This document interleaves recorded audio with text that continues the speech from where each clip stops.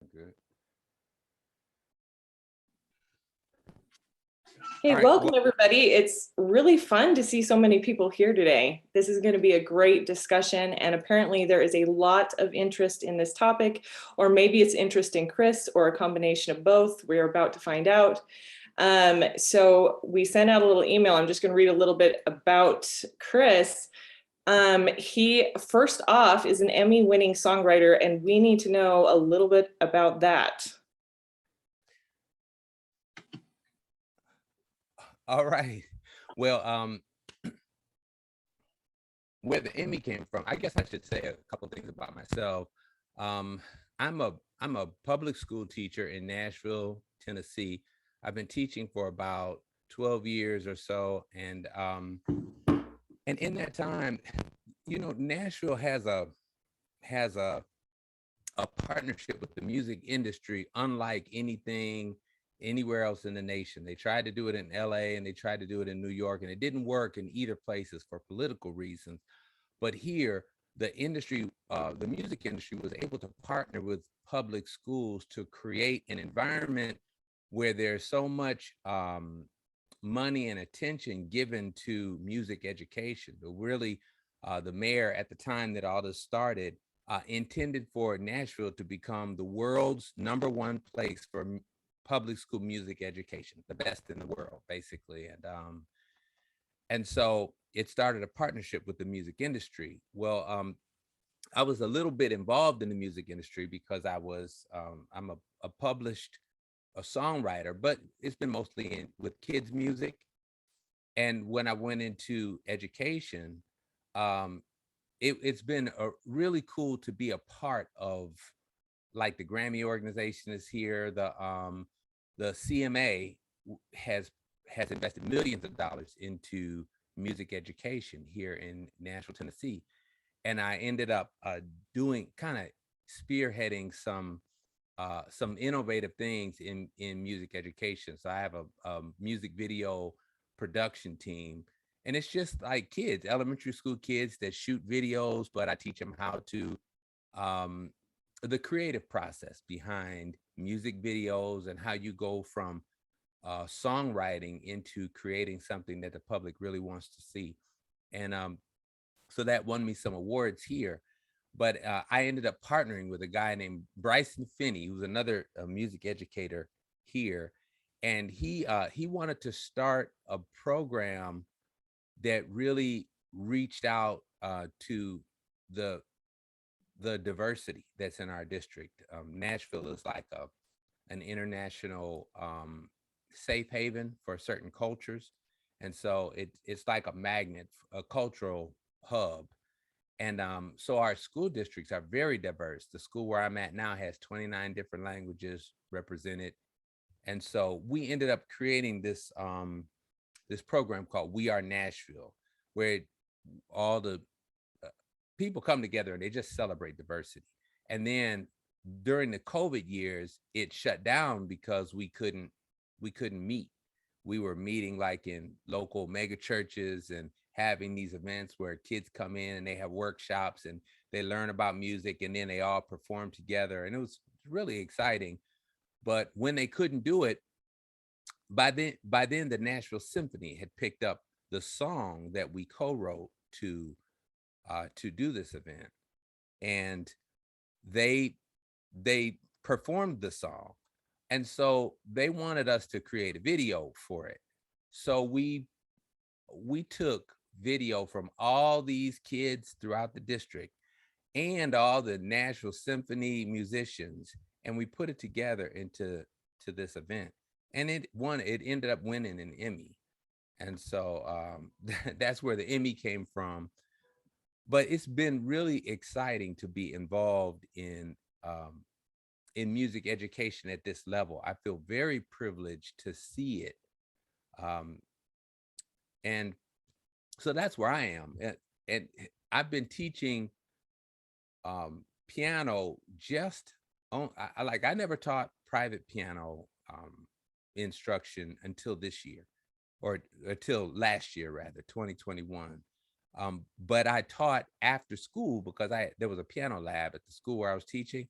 And so you know, parents wanted their kids to learn how to play. So I would teach in groups, and I learned how to teach group piano. And then, you know, I don't know, I caught a wild hair in in 2020 and decided I wanted to open my own studio. And so that's where I am now. So but I'm part-time teaching, and so I'm still a neophyte because I'm really trying to figure out what I'm doing.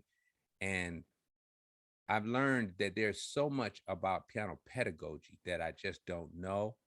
Um, but I have learned a lot about teaching improvisation from teaching in public schools because I did that a lot. My degree was in jazz composition at Ohio State University. Excuse me, the Ohio State University. I said that for Miss Casimir because I know you know. But anyway, you know, I improvise and I play around town from time to time. I improvise a lot, and so it's been fun to teach kids how to improvise. Um, but so that brings me to where I am now, is that I don't know that much about teaching piano. I'm learning. I learned a lot from Michelle and from you guys, and I wish I was at more of these events, but because I'm still teaching, I find myself at school a lot of times when this is happening. But I do have some things to share about teaching improvisation, and so I'll share Well, what and I know. I'm going to add one more thing. I mean, my goodness, your life is fascinating, I just have to say. And also to add to it is that you are a founding contributor to Quaver Ed, which is a music education curriculum. And I know I've seen them at all the music conferences, so I am familiar with them, but I assume several teachers here have heard of Quaver Ed, but Just a show of hands real quick. How many people have heard of Quaver Ed? Yeah. Quaver is a phenomenal tool. I mean, if you're in elementary or middle school music education, I cannot champion that thing enough. Quaver is maybe a phenomenal maybe we tool. could have you come and talk about Quaver Ed and how it can be used in conjunction with Piano Marble, because that might be an interesting thing as well. I'm just throwing that Yeah, out. I'd be glad to do that. I do. I use it sometimes in my studio. I'm not supposed to, but I do. You have to pay for Quaver, but I get it for my schools. I have it for my schools, but yeah, Quaver Ed was created right here in Nashville, and first it was Quaver Music, and the year that it was released, it was just a series of videos, kind of like I don't know how many of you have seen Bill Nye the Science Guy. Yeah. Yeah, but it's kind of like the music version of Bill Nye the Science Guy. There's this guy jumping around all excited about music education and teaching just some basic things about music. But he happened to call me. I was like one of the first schools that he called when they actually finished this series of videos, and he was trying to figure out what to do with them. And I said, "Man, let me take you to lunch." And and I took him to lunch, and I just became like an early adopter. And so he pulled me in because I'm a songwriter. He pulled me in, and I got a chance to be on the ground floor watching it become a curriculum for schools, and then to grow into what it is now, which is um, it's an internationally used tool. I mean, it's phenomenal. Um, so that's been fun. Awesome. Okay, well, I mean, I feel like we could talk about just your history for the entire hour, but we are ready to delve right into the improv and take it off from here. All right. Well, I teach improv a lot in the classroom, and we use Orff instruments. So the Orff xylophones, they just have C, D, E, F, G, A, B, and C, and they go from like C to uh, the A of the next octave up, but they don't have all the accidentals. They have a couple of them that you can switch out the bars, but they're designed for scales. They're designed to put certain scales up there, like you can switch to B flat. There's an F sharp that you can use instead of F, so you can But so what I do with those is in the classroom, I'll teach kids um, about the pentatonic scale. So we'll take off an F and a B. And the nice thing about that is that everything you do sounds good in the pentatonic scale, right? And so we start there. And then I teach kids that we're going to do some improv, and we talk about what improv is just in general, just making it up as you go. Um, and then we talk about how there's three guidelines, and this is the heart of it because I found that this really worked with kids and then adults too, and it causes people to feel successful the very first time that they try it. And I know improv can actually be very intimidating for people. Something about the word, something about the idea of making it up as you go. People, especially as they get older, don't feel that they're creative anymore. And we actually all have the capacity to be very creative, but if we don't believe we are, then of course all that fear kicks in and all the fear chemicals start flying around in your brain, and it stops you from from just the fun part of music, which is just letting it flow. So these three guidelines I learned, and I'll share my screen so that anybody that wants to write them down, or I guess I'll, uh-oh, can you enable me so that I can? Yep, you should be able to now. Sorry. Thank you. Okay. Let's see where it is that I put it.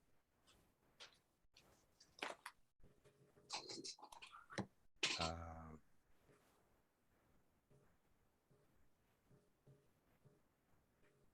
guess this is it. And share my sound. But what I do is, oh, that's not right. That's not the one. Sorry, guys. Let me try that again. Um, these three guidelines, I'll just tell you what they are. The first guideline is stay with the beat. And it's amazing how many, even adults, you have to explain that, the beat, and not just the beat, but the feel, that that when you have a beat, that when you go to improvise, you can't just pay attention to what you're doing. You have to also pay attention to the music, the context that you're doing it in. And because that, a lot of times people lose that, and even after you tell people, they'll still lose it sometimes. But that's the first guideline, is just stay with the beat. And I have to take time and be explicit about what the beat is, the speed of the beat, the difference between beat and rhythm, and that keeping that beat, in your head. And so when I'm talking about the beat here, I'm still trying to find.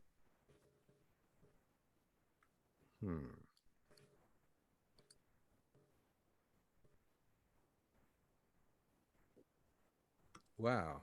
Sorry, guys.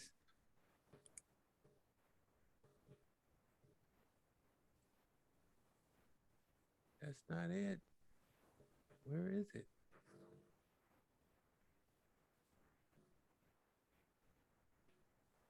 Um, There. yeah. It is. Okay. So the first guideline is just stay with the beat, and let me make this a little bigger so everybody can see it. Can you guys read that? Yes. Okay. So the first guideline, staying with the beat, I talk about the importance of listening while you're playing, and then the importance of practicing rhythm away from the keyboard. And we'll do this like with kids, we do it literally over several days, but just while I'll play a track and I'll have the kids pat to the beat. And then I'll use the kids' names because everybody likes to hear their own name. And so I like the Takadimi thing. I don't know how many of you guys use. I used to use ta, ti, ta, and all of that, but then somebody introduced me to this Takadimi system, and I liked it better. And so it's toe for anything over one beat, like a 2 beats or 3 beats or 4 beats is toe. Then 1 beat is ta. Eighth note, the first is ta and the second is ta D. And then triplets are triplet, and 16th notes are takadimi. And so all the syllables line up. So if you were to put them on a grid, you know, the tas always fall in the same place. And does that make sense? I might have to send that out because it's a good way to teach rhythm to kids, and I do. But the whole concept of ta ta takadimi ta ta di ta takadimi ta takadimi takadimi ta di ta triplet ta di ta, and we'll just go through doing all kinds of rhythms. I have them read those rhythms, but just orally hearing those rhythms and seeing them, it gets kids really familiar with rhythms, with staying with the beat before they start messing around with pitch.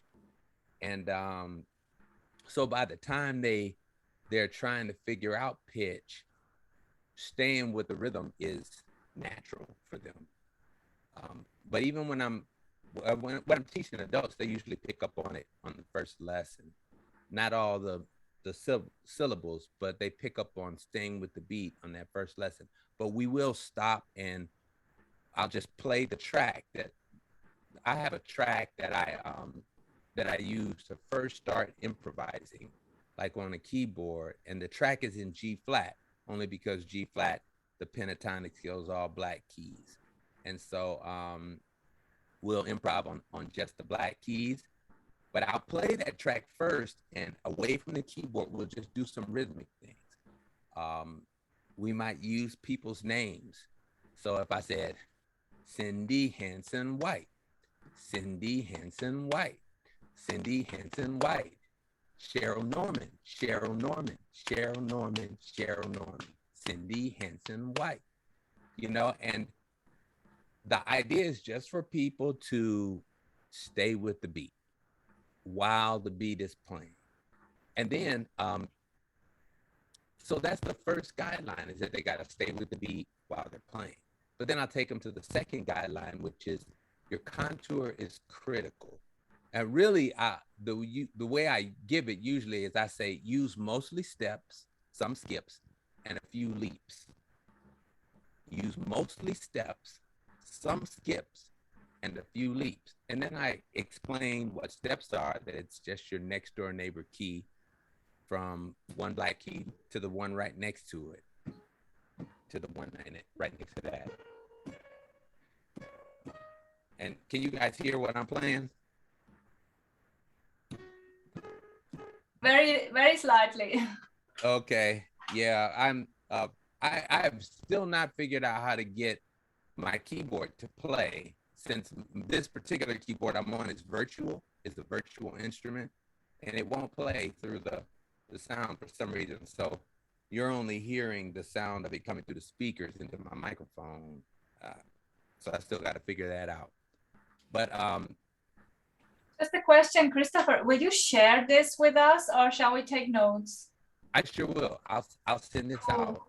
As a matter of fact, what I'll do right now, well, I'll copy it all, put it in the notes, but I'll also send it to Michelle, so so that everybody will have it. But when I say contour is critical, I'm just talking about how when you go from one step, from one to the next, it's better for your brain. Most people's brain likes to hear stepwise motion more than jumps. And then sometimes you can play skips. And later on, as we go deeper, I'll talk about the chords that we're playing and how when you skip, tracing a chord is it's also very nice for the brain. This reminds me of the first time I tried to write my own piece of music, and I had a lot of leaps in it. And then I tried to sing it. And that's one way to tell when it's not pleasant or enjoyable. It did not sound great having all of those Yep. leaps as your voice tries to navigate that. So Yeah, on the orphan instruments, I'll usually demonstrate that right in front of the kids. And then you can really hear it when you just play stuff that's far away, back and forth. It just doesn't. Your brain doesn't make sense of it the same way it does when you move from one to the next, or when you play the same one. So I'll talk about either playing the same note or going to the note right next door, most often, and then sometimes skips, and then very few leaps, and then I'll demonstrate it for them. And then I'll talk about how, especially if we're improvising on the keyboard, I'll talk about how high or low you are affects the emotion of it. Low notes create a certain emotion, and then I'll demonstrate that. High notes create a certain emotion, and I'll demonstrate that. And then going from low to high creates a certain feel. And going from high to low creates a certain feel. And I'll demonstrate those while the track is playing. And then I'll tell them the third guideline is repetition is king. If you play something cool, play it again. And I'll also talk about how you play something cool, do it again, now go somewhere else, then do it again. And it's amazing how just a pattern like A, creates something that sounds like a song, and you just made it up completely. Your hand might have literally fell down on the key, but just because you repeat it, it sounds like music. And so once people realize that and try it out, they tend to feel successful. So once I give them those three guidelines, and then we start to actually do it, what I usually do, like in a classroom full of kids, is we'll actually start doing it, and I'll walk around and I'll listen to them while the track is playing. And let me see if I can demonstrate this track for you guys. And I'll send the track out too, so that you have it, because it was just a track I created for just for this exercise.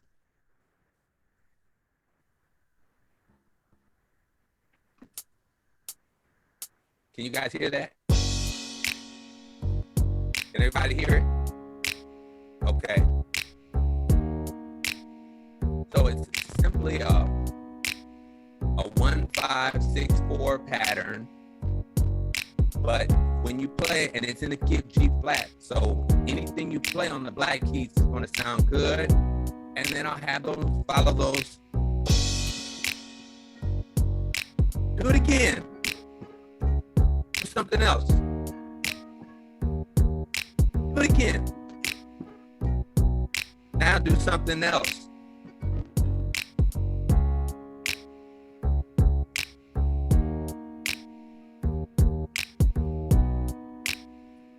And so basically, as I walk around the classroom, kids, well, the track that I use in the classroom is in C, because the orphan instruments are in C, the pentatonic instruments. But when I do this using a keyboard, the first lesson, I'll do this one in G flat, so that people can just play on the black keys. And people feel successful after the very first time doing it. And they have a lot of fun doing it. And so it's usually an icebreaker into improvisation. And so that's basically, what I'll send out is I explain the 3 guidelines to improvising. And that's just the introduction to improvising. But then I've also got, well, let me ask you guys got questions about that part before I move on to the next part? So you introduce specific rhythms at first, right? Not specific rhythms, but I'll introduce the concept that you can make a rhythm out of people's names, out of phrases. Sometimes we'll talk about foods we like, and we'll have some, I like to eat macaroni and cheese. I like to eat macaroni and cheese. And then I'll have kids actually just play.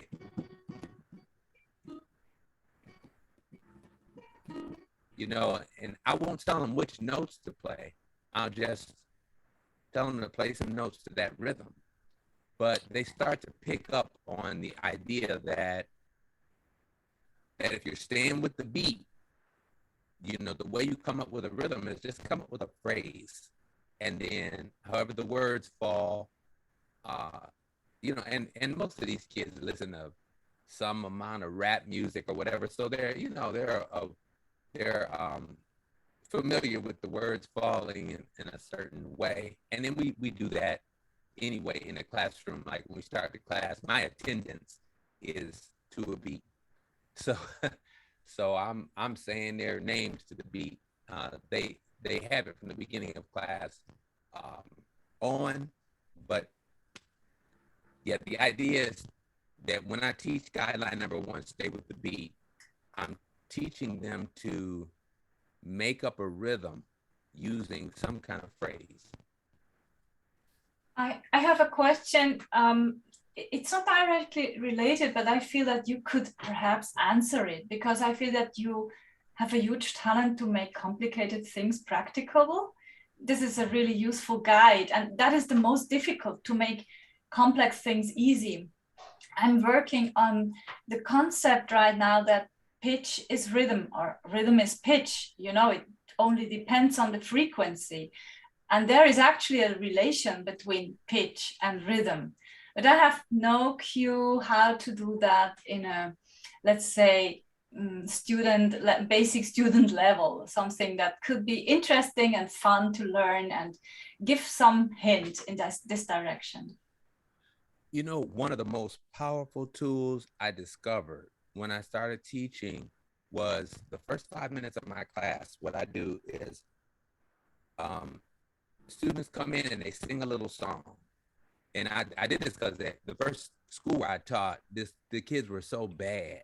I mean, there were so many behavior issues and trauma, stuff like that I found if I gave them even 3 minutes of class time, they were going to be fighting with each other. And I was going to spend the rest of my class trying to manage people's dysfunction.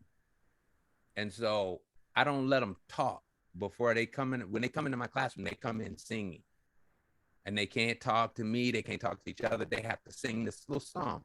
But after the singing part, there's this droning beat.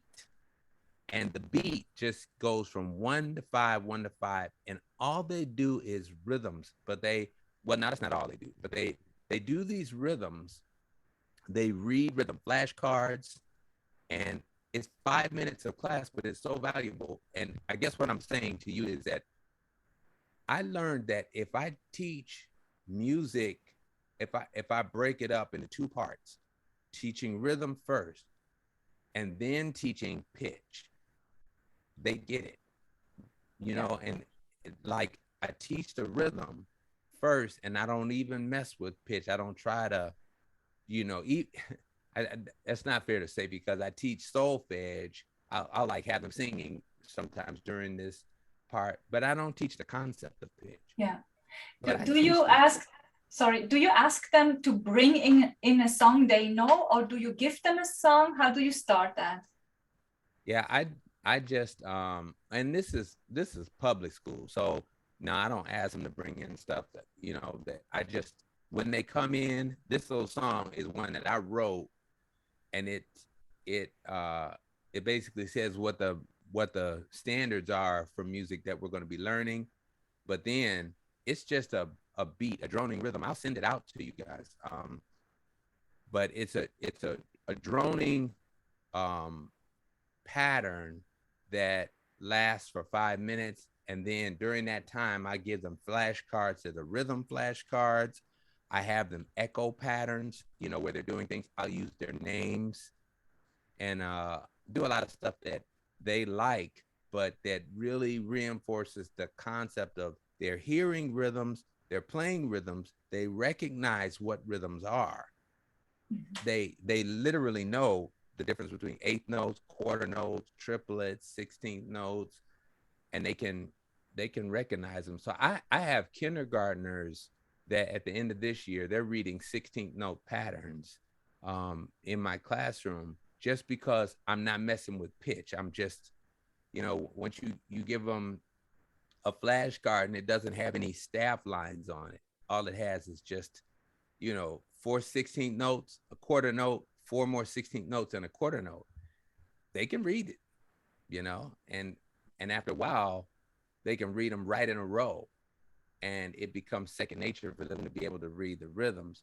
Then later, I teach them pitch, and I'll usually teach them by having a worksheet where they see the rhythm at the top, and then after I explain the staff, and we take, you know, a couple weeks, a few weeks to explain the music staff, I'll have them bring the notes down from a rhythm that they recognize already and put them on the music staff. So it just gives them a chance to really categorize and put the musical concepts in silos. And so I find that younger kids pick it up better when they're not introduced to all these different things and they're trying to figure it out all at once. And Chris, this is interesting because I just barely went to a conference, a workshop with Craig Jessup, and he was the conductor for the Tabernacle Choir at Temple Square here in Utah, which is a huge choir, world-renowned, outstanding musicians. So he essentially taught us a song, and he showed us how he conducted it. And he said something to the effect of, rhythm always takes precedence over pitch. And the reason he said in part is because if you're singing the right note at the wrong time, it's the wrong note. Right. So Right, I thought, right. well, that's a good point, you know. And so he just said, you know, it's the rhythm is just the most important thing, at least in the context of what he was discussing. So it's kind of fascinating to think about, you know, teaching these young children. And I am pumped. I'm like, I can do this. Like, I can teach this way. I can help my students do this. Yeah. Well, so any other questions about the guidelines to improvising? Because I teach 3 guidelines to improvising, but then I also teach 3 guidelines to becoming an improviser, and they're 2 different things. And so I share that with you guys too. This, like I've found with people that are more serious about music. And now I'm still talking about my students, my young students, but some of them really like show that they want to figure this thing out, and then they show that they like it. And so I use these 3 things, so I call them guidelines to becoming a great improviser. And, you know, I'll talk about the first guideline. Oh, I said guideline, didn't I? That's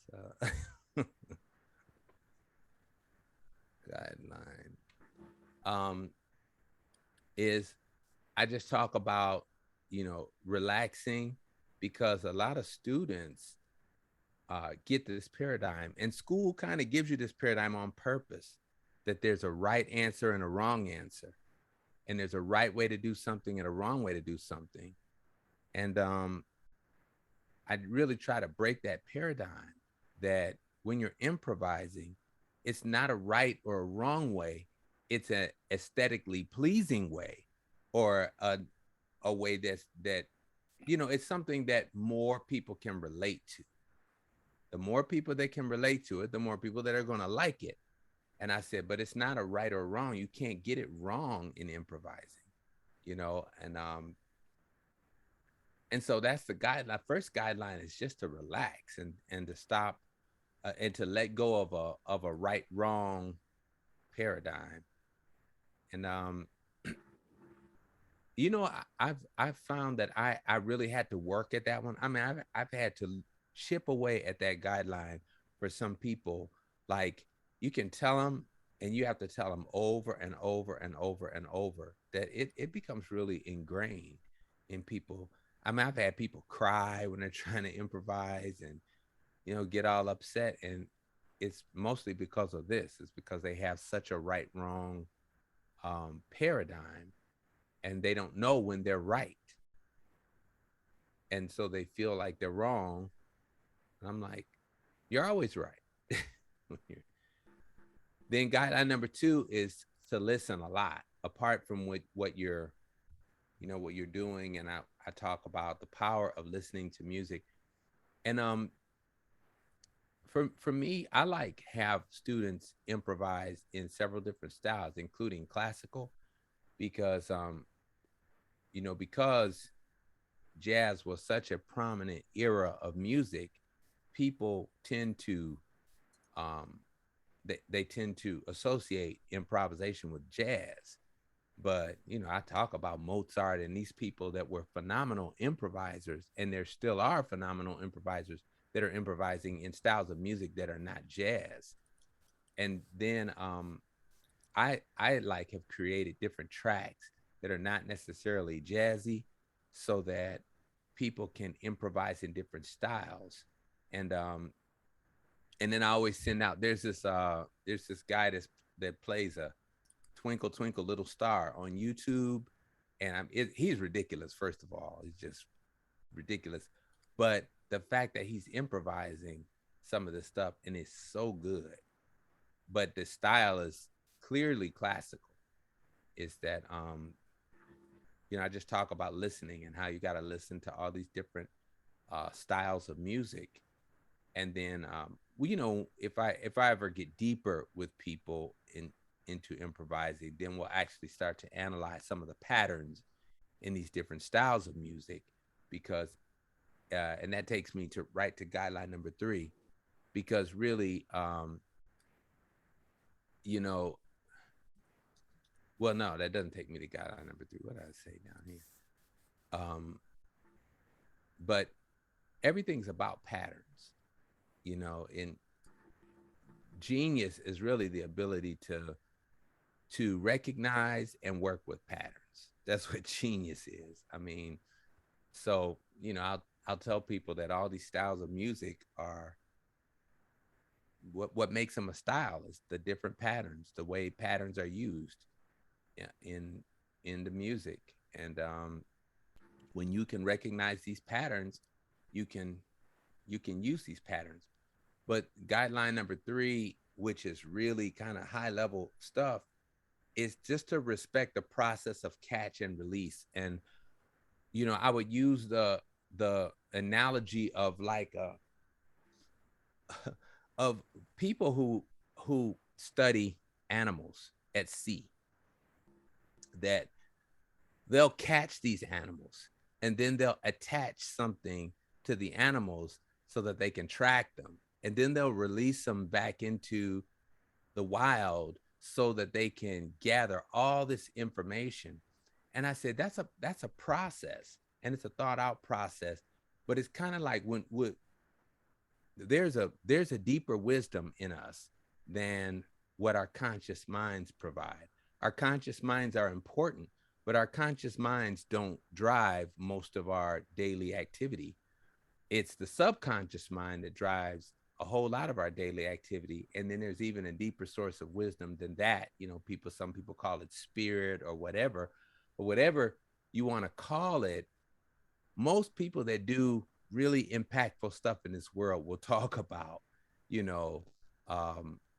this deeper source of wisdom and the goal of a great improviser is to catch the patterns from all these different sources, from different styles of music. So it's understanding the style of music, learning how to analyze music, learning how to pick up these patterns, practicing the patterns till they become muscle memory. But then once you have these patterns in your hands and your fingers, of course, for a keyboard player or for most instruments, once you have those patterns and you can do them, you can reproduce them. It's understanding that making great music is like a river. It's a current that you get in, and it's taking you somewhere, and you're going with it. And so you're a participant in something bigger than yourself. And then when you get in that, it's about releasing those patterns that you have to that greater source of wisdom that puts them all together and lets them just flow out at specific times when they want to come out. And so it's about it's about letting go, really. So it's about catching something and studying it, and then letting it go, letting it be used for something that's a little bit beyond the control of your conscious mind. So those are my three guidelines. I'm sorry, I feel like I'm talking a lot. I was gonna say I had an assignment when I was in music therapy, getting my degree in music therapy, and they had us at the piano sing and play just whatever and record it. And this recording was going to be not for anyone. It was not going to be submitted as an assignment. You just had to say that you did this assignment. And so essentially no one was going to hear what I created, but they wanted you to express how you were feeling, what you were thinking, how you were feeling through this thing. I was really surprised how to me personally, it seemed really beautiful. But I would not have created that if I knew someone else would be listening to it. And so it just shows you how, when you said, how do people relate to it? That's a really important component, because a lot of what we're creating it either for ourselves or we're creating it to help others have an experience, some kind of an experience. So I remember your composition in the YouTube competition. Oh my gosh, it was amazing. I loved it so much. And so I could relate to that on a deeper level, what I was experiencing from that. So I don't know if that makes sense, that's an important thing for people to realize when they're improvising, is that we can get in our own way and not realize that, it depends on what we're creating it for, I guess. Yeah. One of the things I did is kind of very similar to what you're talking about. Is one year I had students, especially this was at the school where there was a lot of trauma, and this was with fifth graders, and some of these fifth graders had been through stuff that it makes me cry every time I start talking about it, because that was an interesting year of my life. I mean, when I really learned that, yeah, it was my second year teaching in public schools, but I just really hadn't been around that many people that really had those type of life experiences before, but I had these kids write one day, and they just wrote about something that impacted them emotionally. And there was some setup for this, but and then they had to try to communicate it to the other kids in the room on an instrument without saying the words. I asked them after they had written to, if you were going to communicate this on an instrument, how would you do it? And it's interesting how you see some things come out. You see some things come out that just are natural, but you couldn't really explain it to a person another way. But when they really tried to use that instrument to say what was on their piece of paper, it was just a different experience for them. And yeah. Have you found that when you start with this improvisational teaching, that when they start playing music that has been composed by others, that they are more readily able to differentiate between personalizing it, like what they bring to the table for someone else's composition, than just playing someone else's composition? What's interesting is that where I've taught improvisation most effectively has been in the classroom with public school kids, and these kids are not even really playing other people's compositions. They don't even get to the point where they're playing, because I see the younger kids, so I see them before they're really able to play the instruments well. And yeah, so I guess I can't really answer that, but what I do know is that what I see is that people at every age have a lot to express, and they really want to express it. I mean, I've seen kids that are so easily distracted be completely engulfed in, you know, in what they're doing, because they're actually expressing themselves. They're expressing what's going on in them. And yeah, so I guess that wasn't really an answer to the question, but I know it's definitely an effective way to get people to connect to the idea of, you know, of creating something versus just playing what somebody else has made. Well, and I'll open this up to everybody because I'm sure a lot of people have questions. One thing that I was going to say is I've always thought of music as a spiritual language, and we may not always call it that, but I think it's such a personal thing that comes from deep within us if we really connect to it in that way, that I could really relate to that third component of becoming an improviser, is recognizing that is such a significant component of music. Questions? Oh, I wanted to just make one comment. Christopher, I really appreciate that you are helping us to recognize that there is creative playing in the classical world.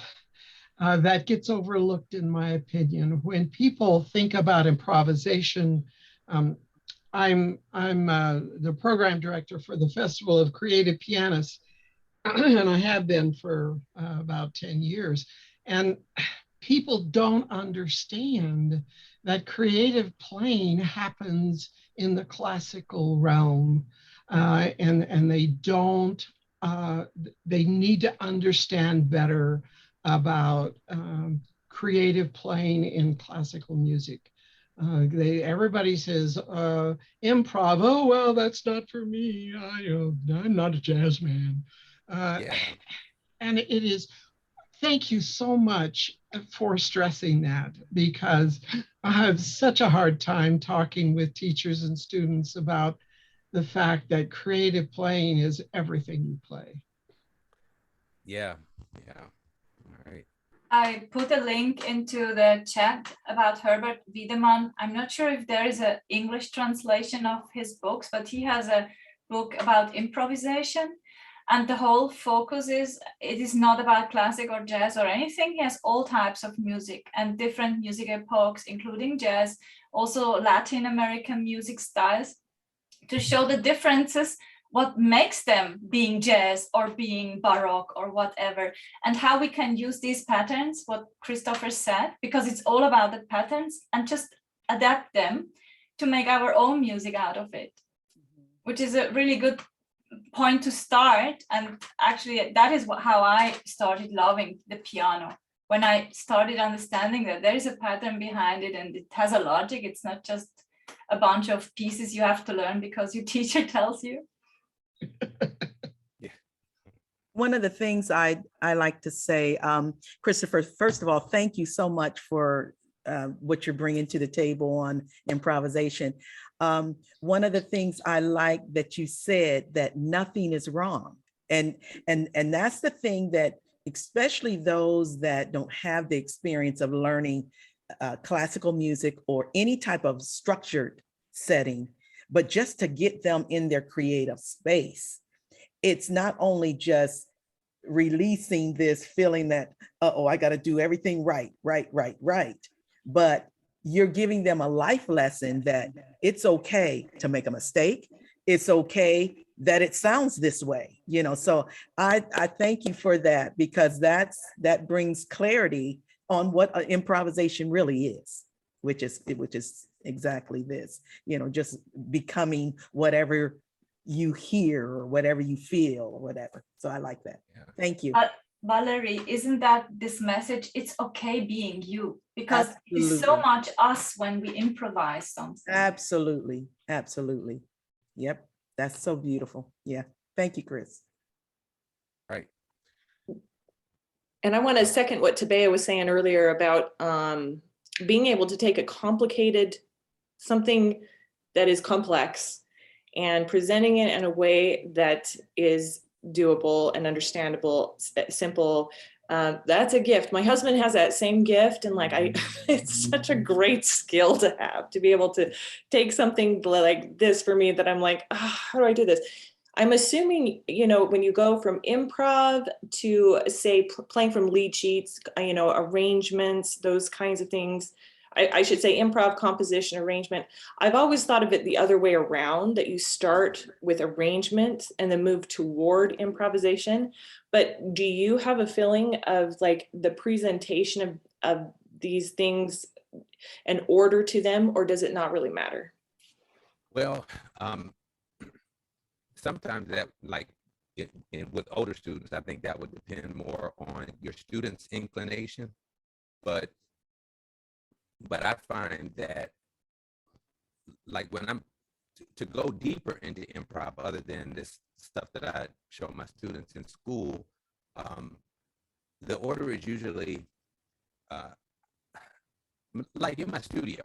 I'm using Piano Marvel and teaching the basics, the fundamentals of reading music, but then separately I teach the number system, the natural number system, where, you know, they're learning a 1 chord, 2 chord, 3 chord, and I just start in the key of C. And because I'm teaching them, and I'll teach songs from day one. Like I think I got my little 4-year-old student playing Alicia Keys' "That Girl Is on Fire" because she loves this song. And so, but it's so easy to play that. And so what I do is start people playing that, playing, you know, songs by the numbers. But then I'll have them improvising by choosing what inversion they're going to play. So when I start teaching inversions, I'll have them play, the first time they go through, they'll play it in a root position. But the second time they'll play it in a different position.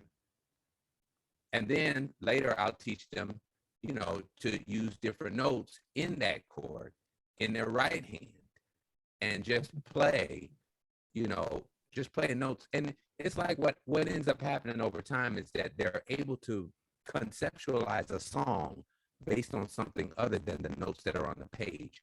And that's really what anybody that's comfortable conceptualizing the music a different way they're going to find improvising easier. Mm-hmm. You know, when you can hear it and you have an idea of how to translate what you're hearing to the notes, you know, without having that intermediary step of reading it on the page, it's going to be easier. And then, you know, then it's just a matter of choices. What note do I play? And, you know, go ahead. Now, you and Evelyn and Ann Q have all mentioned introducing chords to very young children, starting with whether it be 1-4-5 or 1-5-6-4, either, you know, a pattern of chords. So I have a 6-year-old. I was just trying to teach her 1 chord, snowman chord, we're calling it. And the coordination to play those 3 notes and not the 2, you know, where your 2 and 4 finger are, seems to be quite challenging for her. Like, what tips do you have for young learners where the physical coordination is a little challenging? I let them do just root position chords, and I make them go first, use just the left hand index finger. And then I teach them 1, 2, 3, 1, 2, 3, 4, 5, 6, and 7. And then back to 1. And then first I'll just, you know, like with the 4-year-old, I had to keep telling her, no, don't use a different finger. Just use that finger right now. You know, 1, 3, 2, 4, 6, 5, 3, 1. And by the time she got that, and we would literally spend maybe 3 minutes on this. So it took a few weeks just to get her used to this, and then you have to move on with a real young kid because their attention span is all over the place.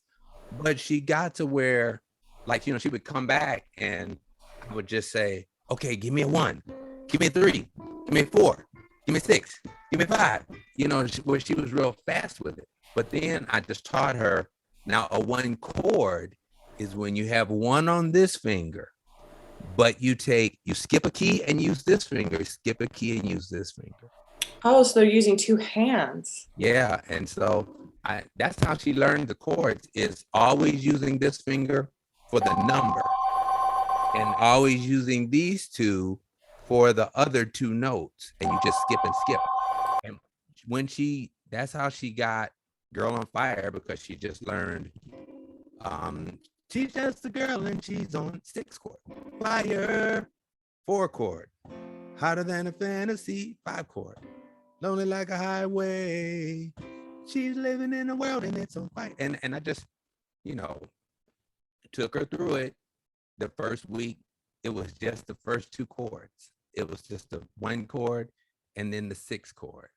But I taught her mother the song, and her mother didn't know anything about piano playing either. And so actually her mother was kind of excited about being able to leave the lesson playing that song, because she liked the song too, but she didn't play the piano at all.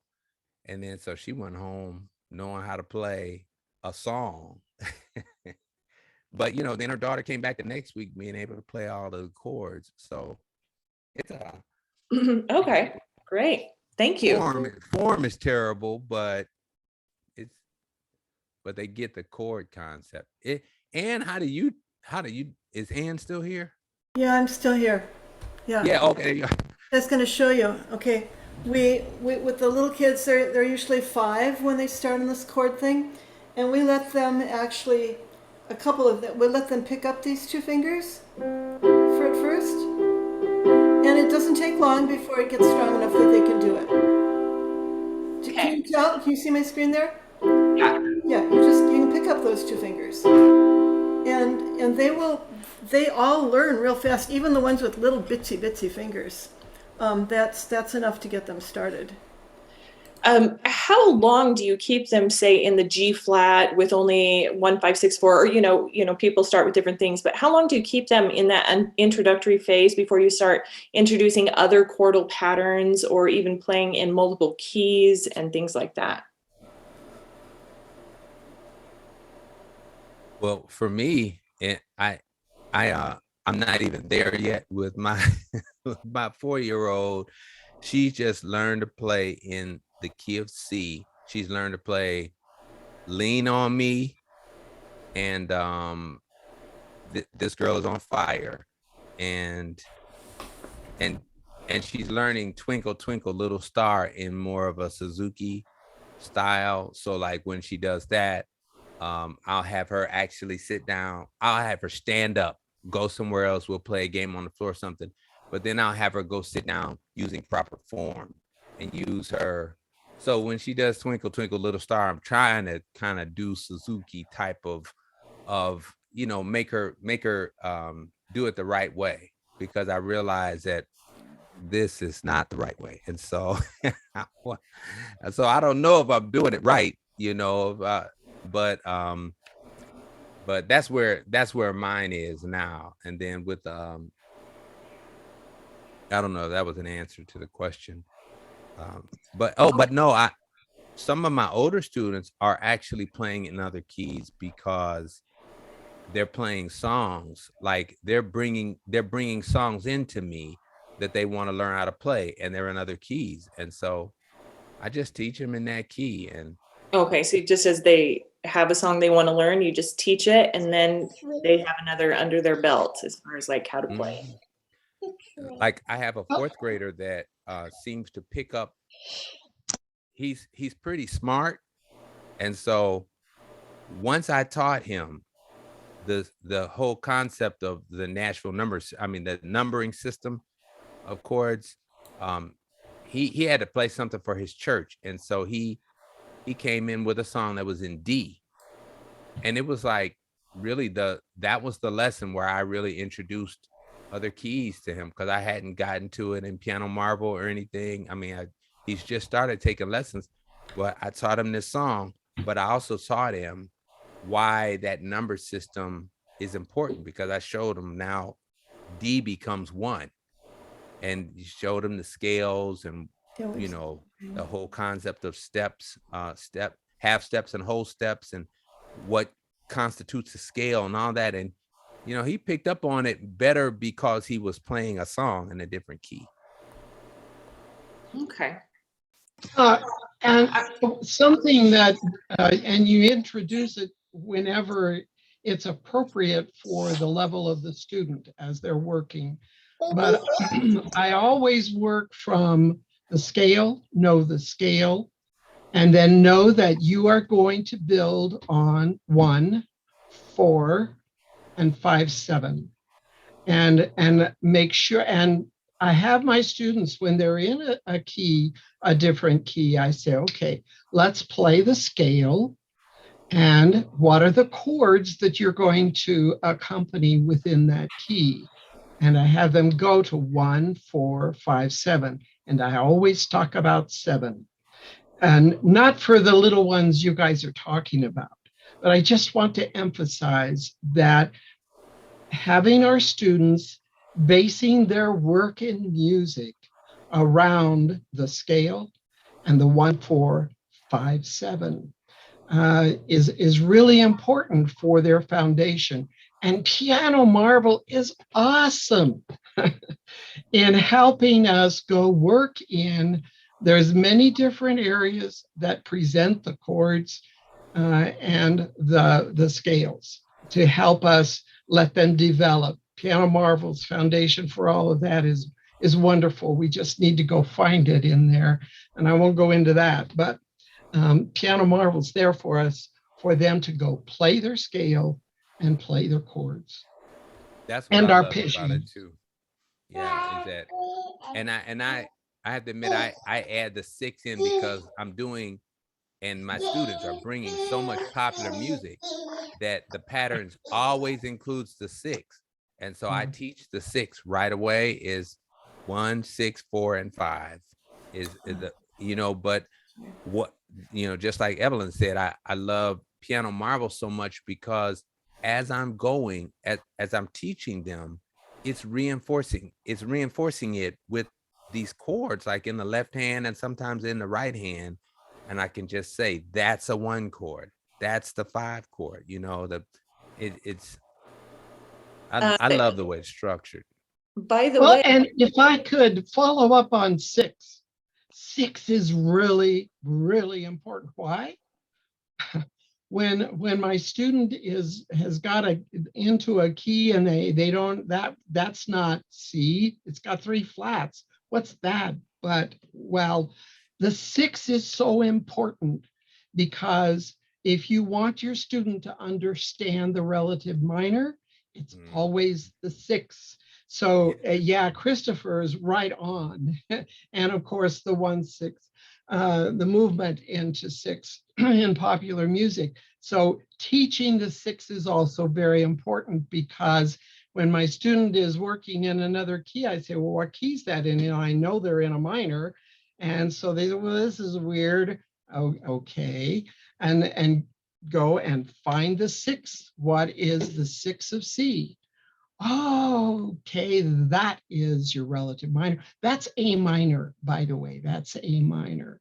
And teaching them this flow of the chords and the continuity of how it all goes together and builds. But the 6 is really important. You're right, Christopher, but I wanted to mention that it's 6 because it's the relative minor. Lalit has something, and then I'll add something. Thank you. I totally agree with you, Evelyn. I start right away, even with little guys, with the circle of fifths. I'm not filling it all in, but just we draw the circle, make the face like a clock, and then start with the 3 at the top and gradually get to the minors and understand that how it's going to move around and say, okay, think of home base here. You can go this way and back like you're at home. You can go out and you come home. You go this way, go out and come home. Explain to them, and we use the circle all continuously, and both for key signatures or minors, we always relating it to that, and then gradually as they get to songs in different keys, start filling it in with what they need. and relate that to the motion around. If you should be EAD, go catch fish, it goes this way. You know what's going to come next. And they get it. Cool. Even little tiny ones, little tiny guys get it. We do the same. I didn't mention it because it's so natural. We have hanging it on the wall. And I always ask, where are we? And how do they relate? Because that helps later for chord progression and harmonics. So yeah, circle of fifths is a great thing. I was just gonna say, June is Scale Ninja Challenge. Is that right, Michelle? Yeah, so it's the Ninja Saga, so it's scales, arpeggios, chords if we can get them in there in time, but maybe not this year. Yeah, the Ninja Saga Challenge is in June. Has anybody participated in that particular challenge before?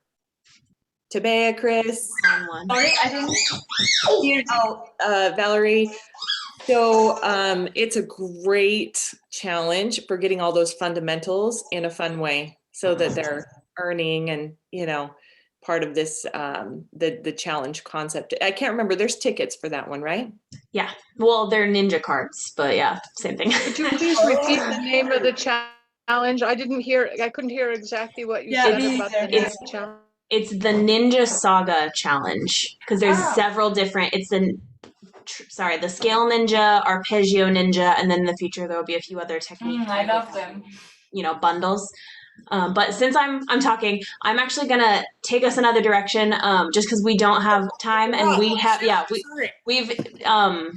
put off this discussion. I know everybody keeps asking when we're gonna do it, and we've put it off for like 4 weeks now. So we really need to, you know, get this done. But thank you so much, Chris. I think this was a really awesome discussion. I learned a lot. I think everybody also got some really useful things we can learn. I love that silent clapping. That's fun.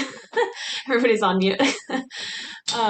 So I'm going to explain really quickly the basic idea that's kind of floating around, and then have you guys chime in with what you think of it, and especially any possible bad sides that you see, just in case we can't see them. So we have talked about for a long time having actual physical locations, music marble academies, where and this will be, you know, in the future we'll have other instruments, which is why it's music marble rather than just piano marble academy. But basically we would actually either employ piano teachers to work at these music marble academies, and we would give them all of the resources, you know, their whole lab, all of the training, everything they need. And then we would employ them as if it, you know, any other piano store does the same. Alternatively, we've also thought about basically saying, if you want to own a music marble academy, we could do it like franchise style, and you could have our name, our marketing power, all that stuff, but you would own the site and, you know, run it. You would just have to go, you know, we would have like specific regulations of how things work and stuff like that. And it wouldn't change anything for any of the teachers that wanted to just continue their own business, their own studio. It would just be another option for teachers if they wanted to do that. So what do you guys think about that idea? Is that something that sounds cool to you? Something you think some teachers would like? I know a lot of people wouldn't. Cami has said she's, you know, she is good being an entrepreneur. She loves that. I actually would love to just have, you know, a music marble academy that I ran. That would be a dream come true for me. So I think everybody may have a different opinion about it, but what do you guys think? What are your thoughts? Looks like Tabea, do you have your hand raised? Yeah, I actually love the idea for a simple reason. There are so many things I would like to do and I cannot do because either I work like a piano teacher or I'm an accountant. There is such a huge effort, at least here in Europe, to keep up with all the regulations, to have taxes paid, and it's very, very hard to find good and payable accountants who can do that for you. So to have like a bigger structure who would just organize, let's say, all this stuff and to concentrate really on what I'm good in, I would love that. I think it sounds really interesting. I would be interested to see how that works on on a different level, like, what does that mean for the piano teacher? Is that piano teacher locked into only teaching in a certain way? Do not bring in your own things? Or is it, open a little bit to where you can still use some of the things that you implement now? Or is it, strictly done a certain way? The other side of it would be a business side for me. The reason I don't have my own studio is like the same thing. By the time you pay your overhead and your insurance and your taxes and your lights and get all your instruments and da da da da da, you're making nothing. So, all of that is interesting to me to see what that would look like. Okay, cool. Thank you. I want to address that. We'll hear from Valerie first, but you asked about what it would look like for an individual teacher, like what they can bring in, what is going to be like regulated, what's not. That's a really good discussion. So I want to address that. Nobody let me forget that. First, let's have Valerie chime in. Actually, that's what my question was going to be. Perfect. What is it going to look like? Especially if you're already kind of doing it already. But I would like to expand it, see, franchise it, whatever, however you want to do. Yeah. Yeah. So one thing we've talked about this pretty in depth. We really, really want to make sure that teachers have the capability to teach how and what they want. That's kind of the point of Piano Marvel, is that it's a tool to teach more effectively for individual students. The whole reason that it was created in the first place was for like class piano type situations where some students are behind, others are ahead. They're all in different, like skill levels, and they all need different things at the same time. So that's the reason it was created. So we really don't want to like limit it to this is exactly what you have to teach, when you have to teach it. Like it can't be that strict because that takes away the power of Piano Marvel. But that being said, we do need to make sure that all of the Music Marvel Academies are offering the same quality education to all of their students. So it's kind of a fine line that we would need to figure out, because there would need to be some like basic policies that, every student does, maybe testing of some kind, just to make sure that everyone is receiving the same quality education. No one's kind of slipping through the cracks. There isn't a teacher that's, slacking off or whatever. But that they still have the freedom, I guess, to bring in additional resources, use their own personal experience, cater things to individual students' needs. So it is a fine line that we need to figure out like where that lies. But I it is think that important can to also us. be enriching, can't it? I mean, everybody has a different approach, but in the last meetings we already had, we learned so much from each other how to use Piano Marvel, because there are so many forms, and Christopher is using ORF as well, or we are using music therapy, and all these approaches so far, actually they are all coherent with Piano Marvel. There is not really an issue with that. So that would be also That's great actually another point, Tabea, that we had thought of, is we have this idea of we've talked about before how it's a negative thing that piano teachers often have this like don't take my students mentality, and it would be a really, really awesome thing to create a community of teachers where we share students. Like if we have a student that really wants to learn a certain style of music that's not our specialty, that we really, we feel like one of our other colleagues would do a better job with, to have like exchanges, like little online lessons where we say, okay, this week you're going with Chris and he's going to teach you about improvisation because that's not my strong suit. And I'm going to teach one of his students about ear training or whatever. Like it would just be a really great way to collaborate on a more like foundational basis. I think it would be really cool.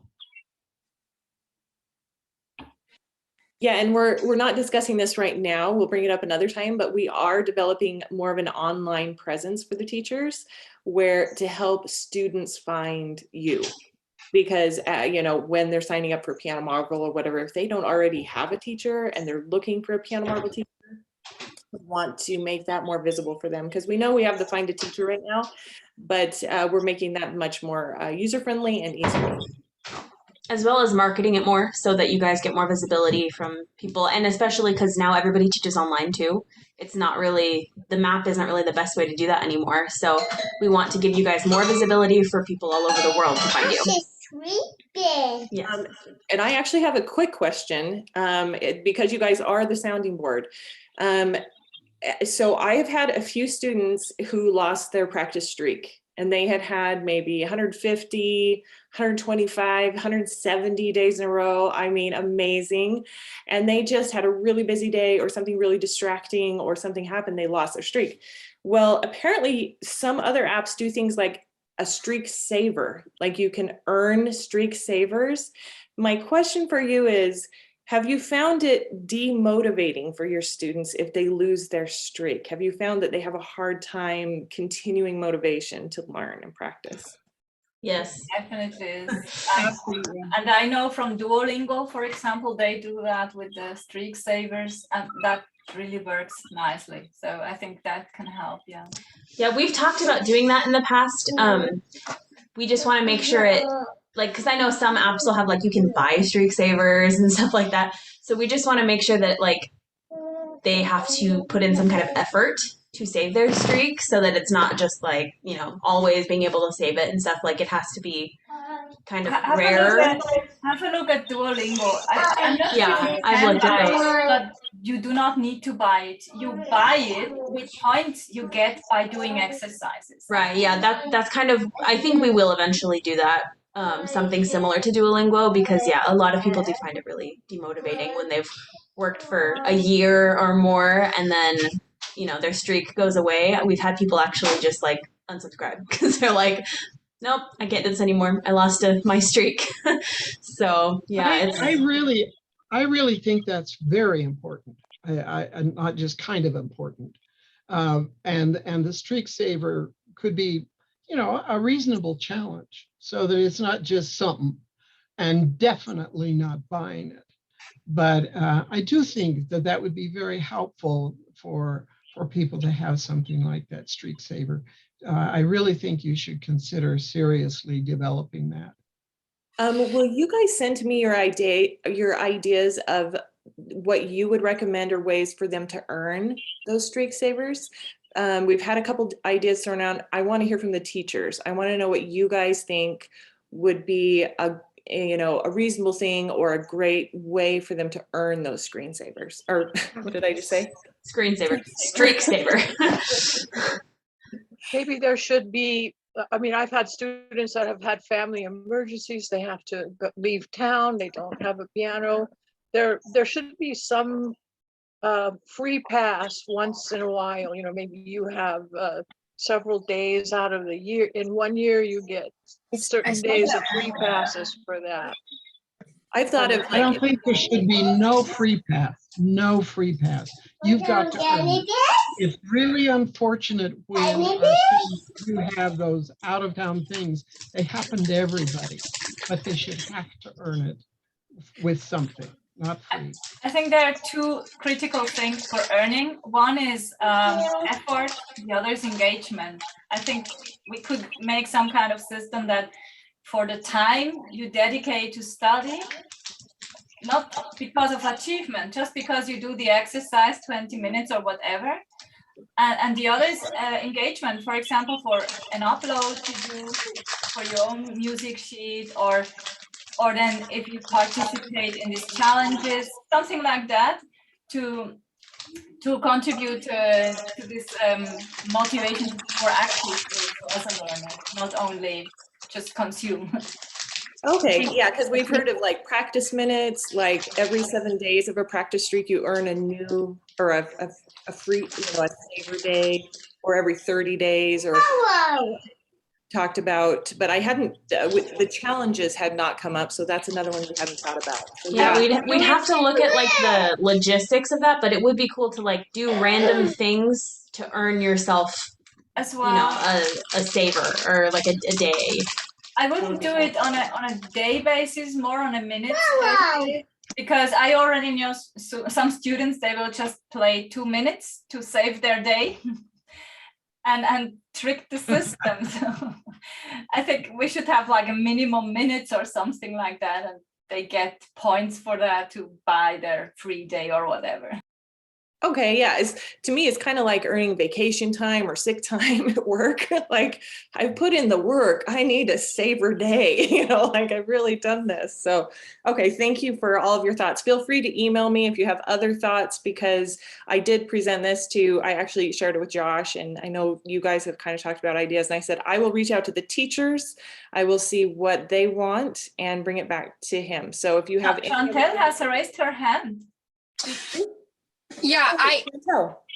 I was kind of waiting for the street freeze thing to die down and come back to the music marble thing. So hopefully, Okay, go ahead.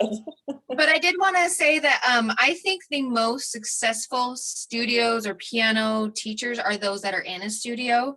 And so I think the music marble idea is fabulous because you have more resources to draw upon, and then there's the excitement of the kids. But the ones that we all know of that like we can think of in our heads, they're all studios that are big, and it's not just necessarily, I think there's some excellent teachers out there, we all are, right? But I feel like when you go to that next level is when you're in a studio that has multiple resources, even multiple teachers. So anyway, I just kind of wanted to come back to the music marvel and say, I think it's a fabulous idea. I think obviously it would be things you'd have to work through and want to continue to perfect, you'd have some growing pains for sure. But I think it's a great idea. So sorry to digress from the. No, I have a question actually that I just remembered to ask about all this. Can you guys foresee any teachers being feeling threatened by it, like piano marble trying to take their job kind of thing? Because that's one thing that worries me a little bit. Like if we have our own teachers, can you see teachers who are not music marble teachers but who are using piano marble? Or do you yourself feel that way? Because I kind of worry that some people may feel that way. I think if we did that, I know I was in something where there was a ratio. So there was a certain ratio of people that's allowed to do it.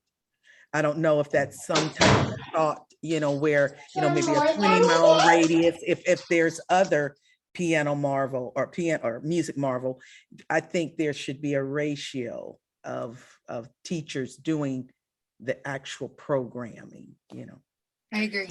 Wonder if some families might feel like, well, am I going to get a better education with this private teacher, or if I go to the academy? That Right. sounds like the academy, sounds like it's going to be a better situation.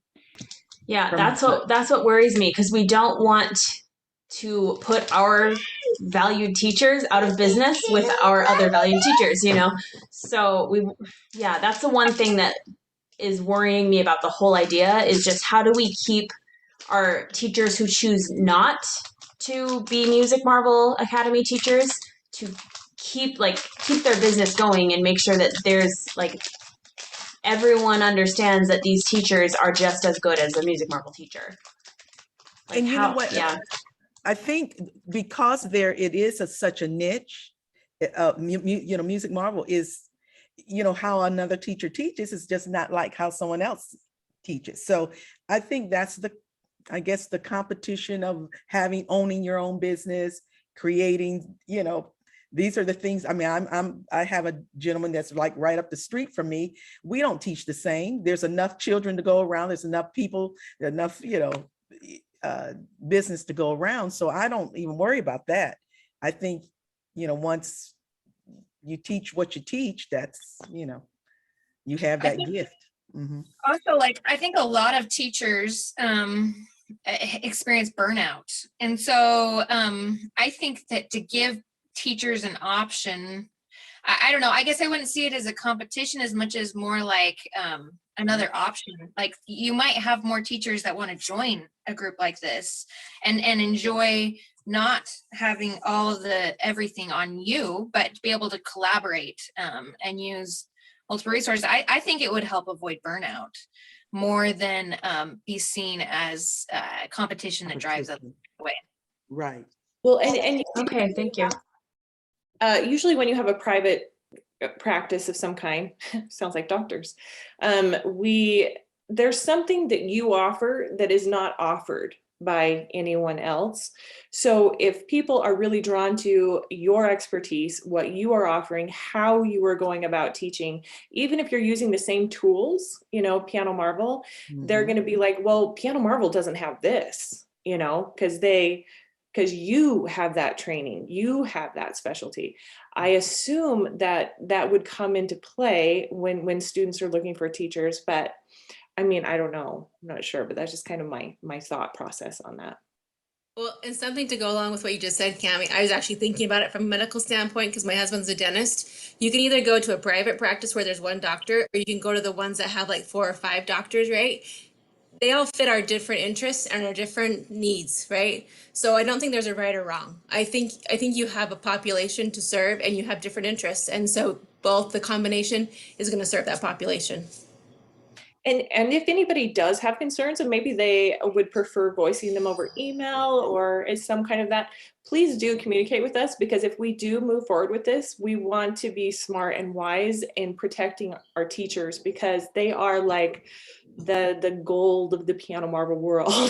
So we don't want to mess with that in a bad way. It seems like it's a good way to move forward, but we want to do it wise and smart. So please send us your thoughts. One thing I want to mention is I do not know how that works in the US, but in Europe, in different every country is different, every town is different, but we have public conservatories, and they are really cheap. I mean, terribly cheap. I have the same issue since I'm teaching also languages. We have official language schools, and you pay something like 40 euros per year for like 4 to 6 lessons per week. I mean, no private teacher can do that. And still there are private teachers. So it can work because it's not the same offer. It's not the same what you can give, because you're in a class still in these public schools. It's not one-to-one. And I think it's very important also what you mentioned is that this personal relationship, it's like going to a psychologue. It doesn't work with anybody. It doesn't mean that this is a bad psychologue, but there must be some chemistry between the teacher and the student. Yeah. Can I make a suggestion too? There are some, some pretty effective like marketers, piano studio marketers. I know I one guy that I talked to said he actually knows said he actually knows Michelle's dad, but it seemed like if you guys had a marketing, like a marketing arm that would really help studios do specific things to identify what makes them different and better, and then you guys kind of tiered your offering, so you could be this level of Piano Marvel teacher, and with this level of investment, you get this marketing expertise from us to help you identify what's better and what's different, and so you get a certain amount of help from Piano Marvel, but then at this level you get a different amount of help. So I mean, I think that would be good for you guys' business. I don't know if it answers the question of would people feel like they're competing with it, but at least they would know, well, I didn't invest for this level of competition, so I don't expect to get this level. I love that a lot. And that kind of takes into some of the online components that we're working right now that are to market, essentially market for you guys, market that you have gone through certification for those of you who have. And we are actually, Michelle, have you told them about the different levels of certification? I don't think I have. I'm working right now on, so far it'll just be 2 different levels of certification. One will be like a basic certification. So those of you who've gone through it, you're like our gold star certified teachers. I'm not sure if we've come up with a name yet. It may just be like level 1, level 2. But the first level that I'm building right now is going to be a very basic, like, what's in Piano Marvel and how to use it, how to set up your students, stuff like that. and then the bigger in-depth one that many of you have done, I think most of you have, is basically like you are a master at teaching with Piano Marvel. Your students will have the best possible outcomes, and you use Piano Marvel like religiously. So that will be, you know, kind of the difference between at least the first two like tiers, like Chris was talking about. But we may have more than that too. And, you know, I guess the bottom tier, like the biggest, best, top, I don't know, wherever you want to put it, would be a Music Marvel Academy teacher, or like the highest certified teacher that uses Piano Marvel exclusively. So this How will you is such a great distinguish? marriage between the two concepts of the Music Marvel Academies and marketing for those who are not in the academies themselves. And maybe we are going to have a class on marketing, right? I think we're having a discussion on it next week. And we So don't have anybody specific like talking about it. I think we're all just going to kind of discuss what we've done, what's worked, what hasn't. But yeah, that'll be next week. I would like to hear from everybody. And I can do a mock-up that me and Brandon have been working on for what we're thinking of putting up on Piano Marvel, and get the teachers' feedback about any things that we may have missed or that might improve it. That is essentially our marketing for you guys. I think something behind everything that we do is remembering our heart. And if there's anything that I have really enjoyed about Piano Marvel is Aaron's heart. And his intention has always been to create something that will help teachers teach piano. And I think that your committee and the work that you do, I think the most important thing for you to remember is intention and heart. And that has been Aaron from day one. And it is something I have admired through all the years of his development. So I think it's very important for you to stay in touch with the absolute intention and heart of Piano Marvel and carry it through. I love that. Yeah, thank you. Yeah, and I hope that whatever we do, that if we do it with that intention and our love for the Piano Marvel teacher community, that even if some people don't agree with things, that intention will come through and they'll understand that we're trying to do what's best for all of our teachers. So thank you, Evelyn. Okay, well, sorry, Cami, you're talking, but you're muted. I was just gonna say, do you want to wrap it up? Yeah, I can do that. I mean, this has been a very long meeting, an hour and 40 minutes long. Thank you so much for everybody who stayed and talked about this. I think it was really valuable to get your guys' input on this. We think it'll be great for you guys, and we just wanted to make sure that, you know, that wasn't just us, you know, being excited, and that you guys agree too. So this is something we'll keep you updated on as we continue to talk about the logistics and how, you know, we're going to move forward. But thank you so much for your input, and thank you again for Chris. Oh gosh, sorry, I thought my daughter like fell off of her bunk bed. Okay. Thank you so much, Chris, for your awesome, I almost said performance, but presentation. That was really great. Thank you so much. And you said you were going to send me that presentation so I can send it to everyone else. So yeah, just send me in an email and I can make sure everybody else gets that. Thank you all for participating. And yeah, next week will be about marketing. So come with your experiences, things that you've done that have worked and that haven't. And we'll just have another good discussion that will be a lot shorter next time. Awesome. But just as good. Thank you very much. Great. Have a good week. Bye. See you guys. Have a great week. Thank you so much. Bye.